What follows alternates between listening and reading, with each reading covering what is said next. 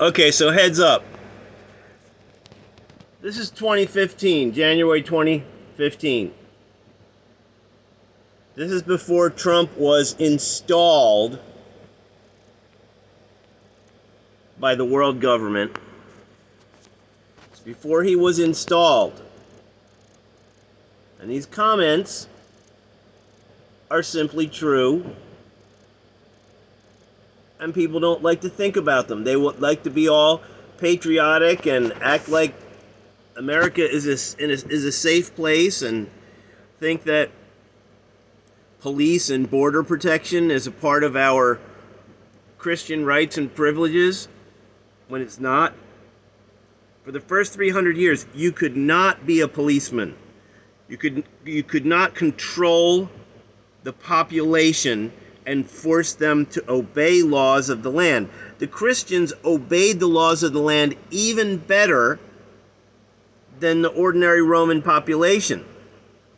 Their goal was to be the nicest, most wonderful family in the neighborhood. They were following the rules, but they were not enforcing the rules.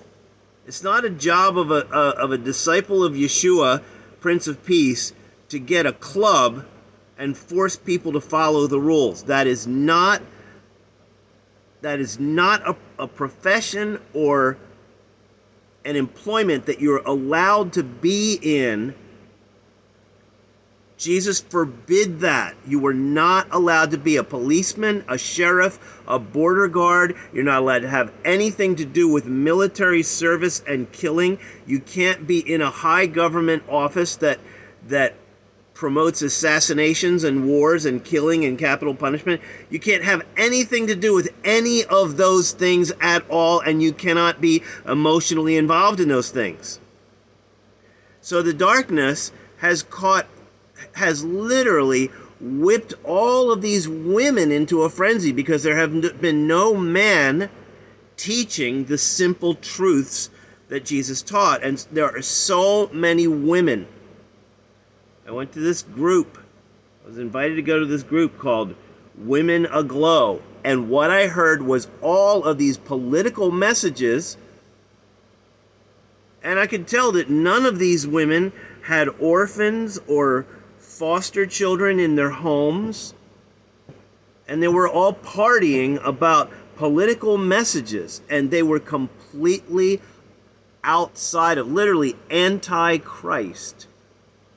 If one of the early disciples had come into this gathering, they would have said, oh, these aren't disciples of Yeshua. Through digital money, which they are creating the money backed by nothing. So even when you loan money to buy a car, they create the money on paper and loan you. There is no loan. There is no money. If you go to the bank right now and withdraw 50,000, they're going to ask you why. What do you want to do with it? Can we wire it? And then when you press them, they're going to say we don't have it. We'll have it in 2 days. Go to your branch and go ask them for $50,000 and see what happens. If somebody says it's my money, yeah, it's your digital on their computer. And so here's the scenario. So if the powers that be know that it's coming, well, then what they do is they say China hacked our money system and all the money's gone. Okay, so there's different scenarios that can outplay, because they're already saying it. The president even said at the State of the Union that we are vulnerable on our electricity grid, which if the electricity grid goes down, that it won't take a year to get it put up, and there'll be many people die, especially through the winter or whatever, because they don't have air conditioning and heating. And we're vulnerable from hackers and whatever. You know, Sony got hacked. You know.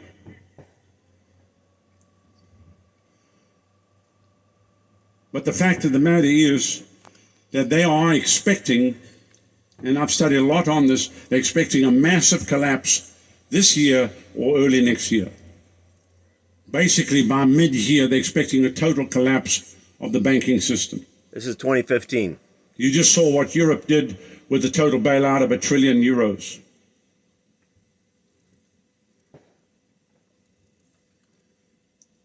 So that means if there's a collapse It means whatever you had in the bank is gone.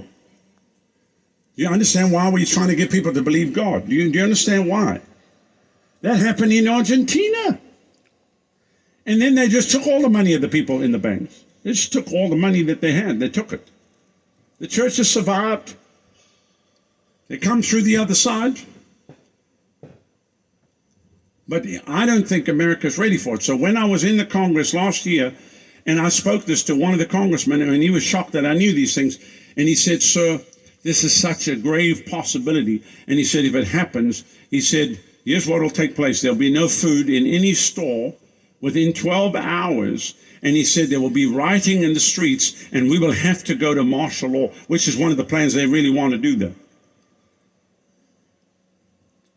So I don't think you understand what martial law means. That means no interstate travel. That means curfews. That means nobody's on the street after 9 o'clock. Somebody said they won't do it. It's already signed in. I can pull up whitehouse.gov. I can read you the executive orders. All this stuff is signed in for 2 years, over 2 years. I'm not making it up. Somebody said we'll store food. There is a law in the American book that from 1938 that you're not allowed to store anything, and the government can come to your house and take all your storage. So whatever you have, you think you have, they can take. They can take. Under martial law, they can come in. They can take your car, they can take your house, they can take everything. We need this for the government, and you have to hand it over. I'm not making it up. I wish I was making it up. I wish I was talking rubbish. I wish that what I'm telling you was not true. I'm not even telling you the whole. I'm just telling you the small part. Somebody said that's never going to happen. Why? Why would it not happen? How can this thing carry on ad infinitum? How is it possible that this thing can just keep going? Because you've got an illegitimate Federal Reserve Bank that's a private bank. Now, I know what to do. We can reform this thing. We need to shut that thing. We need to take it up. Okay. So he's not talking about building the family and preparing and rescuing. I mean, we can go out and do salvations, but the basic teaching that prevents a drug addict from relapsing is not being presented. The basic things to keep a child pure and learning how to admit their faults, which is parents who get together around communion behind locked doors and cheerfully say, we're apart from the world, let's just admit our faults and our callings and responsibilities that we haven't taken care of properly. He's going to teach a bunch of political truths, but then he's going to start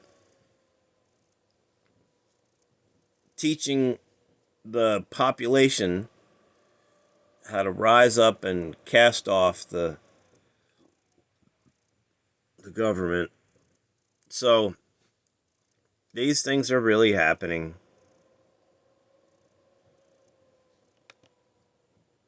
Take it over, fire everybody in the thing, and we need to wipe out America's debt and start the slates clean. I'm telling you right now, because this debt is not our debt. If you remember when they bailed out Mexico, 40 billion. Well, they put that on the debt. He uses the word our.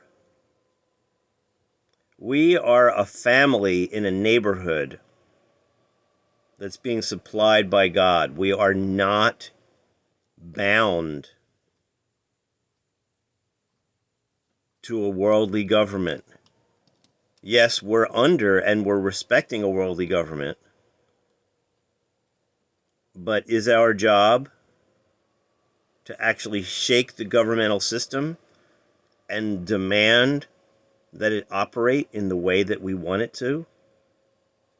They've been creating wars. They've been basically taking the population of the country and sending them off to war, bringing them home and putting them on psych drugs, and a lot of them commit suicide.